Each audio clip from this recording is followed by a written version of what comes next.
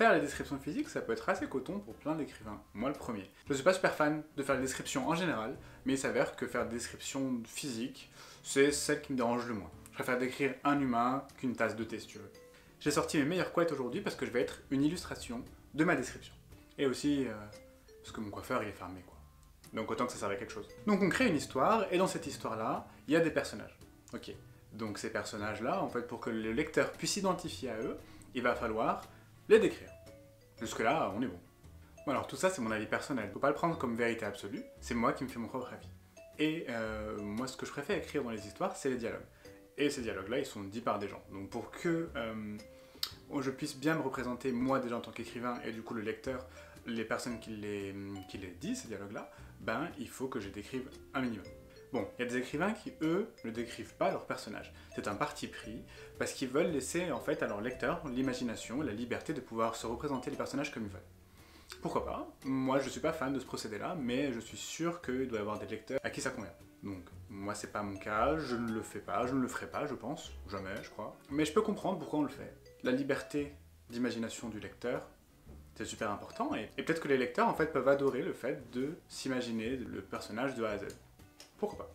Et moi j'aime bien, en tant que lecteur, pas en tant qu'écrivain, en tant que lecteur, avoir une description du personnage. Au moins une minime, la couleur de ses cheveux, la morphologie, minimum. Et si j'ai pas ça, en fait, je ne peux pas me le représenter. Ou sinon, non, en fait, je peux pas me le représenter et j'aime pas ça. Alors je peux comprendre qu'on l'aime, moi c'est pas mon cas. Moi de mon côté, je me contente de faire une description générale de mes personnages. Par contre, en fonction de leur importance, la description sera plus ou moins précise. Les personnages principaux, bah en fait, ils vont avoir une description plus large, plus détaillée que des personnages secondaires où on verra qu'une seule fois, où je me dirais c'est un vieil homme ou une vieille dame, peu importe. Si c'est des personnages importants, bah, ils vont avoir une description importante.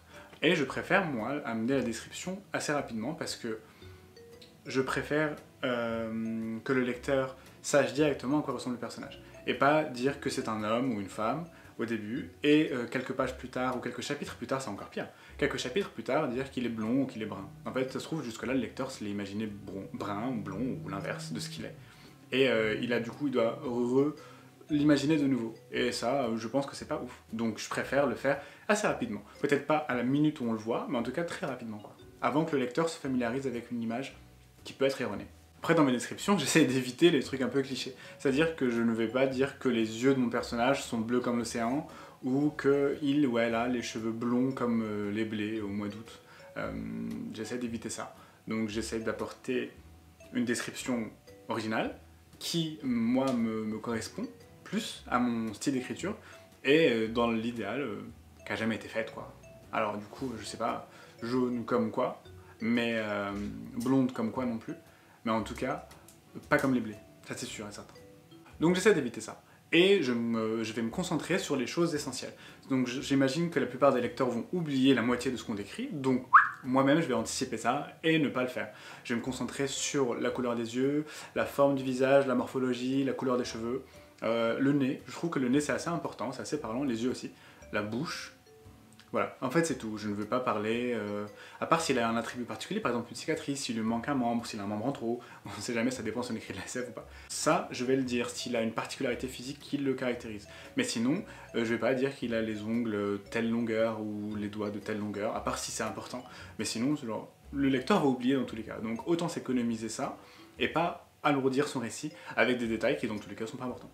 Et une des raisons pour lesquelles les lecteurs oublient les descriptions, c'est que parfois ça vient en bloc. Donc, par exemple, on rencontre le personnage X, et ben du coup tu vas avoir un énorme paragraphe, si c'est plus, qui va te parler uniquement de sa description physique, la couleur de son manteau, le poil blanc qu'il a sur sa barbe, etc. Ben en fait, ça, c'est pas forcément le plus important, et c'est pour ça que les gens ont tendance à oublier quand ils lisent les descriptions. Du coup, je pense que le meilleur moyen de faire en sorte d'avoir une description pertinente et qui marque, c'est, donc comme je te dis, de ne pas se concentrer sur trop de détails, donner l'essentiel, et en plus de ça, de les glisser dans la narration. Par exemple, un personnage qui a des lunettes cassées, en fait on peut expliquer qu'il a des lunettes cassées à cause des coups qu'il s'est mangés. On comprend non seulement que c'est une victime, et en plus de ça, qu'il se mange des coups et que ses lunettes sont cassées. Du coup, on sait qu'il met des lunettes, primo, et deuxio, qu'elles sont cassées. Donc on apprend non seulement des choses sur sa personnalité, mais aussi sur son attrait physique. Comme ça, on sait directement à quoi ressemble le personnage. Et dans l'idéal, il faudrait éviter de faire en sorte de, par vague, redonner la description du même personnage, parce que du coup, bah en fait on a compris, il a des lunettes, on a compris, il se prend des coups, on a compris ça. Du coup, c'est pas grave, ne pas le faire 1000 fois. En fait, ça peut être même contre-productif parce que ça peut être énervant et on peut ne plus aimer le personnage. Par exemple, pour moi, bah, j'ai 2 couettes. Bah, je peux dire qu'on rencontre Simo, il a ses 2 couettes de chaque côté de son visage, il a une chemise bleue et un bouc.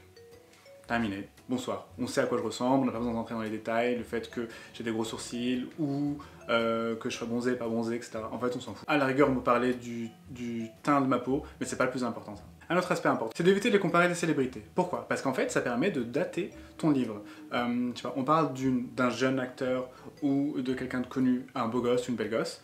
Bah en fait, ok, on comprend si on le lit en 2020, mais si je venais à le lire en 2050, cette même personnage qu'on décrit comme beau gosse, ou qui ressemble à X, bah en fait, c'est dans 30 piges. Du coup, il sera vieux, elle sera vieille. En fait, ça marche plus, cette description-là. Et on sait clairement, c'est daté, c'est comme des blagues contextuelles.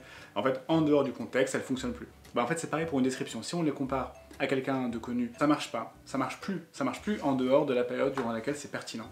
Et en plus, c'est pas spécialement pertinent, parce que tout le monde le connaît pas forcément. Et si on ne connaît pas cette personne, qui a beau être connue pour toi, mais elle n'est pas forcément pour tout le monde, bah en fait, si la personne ne le connaît pas, ta description tombe à l'eau, donc autant, si il ressemble à Johnny Depp, bah en fait, c'est un brin avec la description de Johnny Depp. Autant se faire plaisir et se lâcher sur la description. Et il faut aussi tenir compte du point de vue de la narration. Ça dépend qui raconte l'histoire. Si c'est du point de vue du personnage, bah en fait, on va pouvoir faire une description de quelqu'un en fonction de lui, comment il le voit. Si c'est un ami à lui, si c'est un homme hétérosexuel qui a un ami à lui, bah en fait, il va pas forcément, en tout cas, décrire sa beauté, ou décrire ses particularités physiques qui font que c'est un beau gosse ou une belle gosse.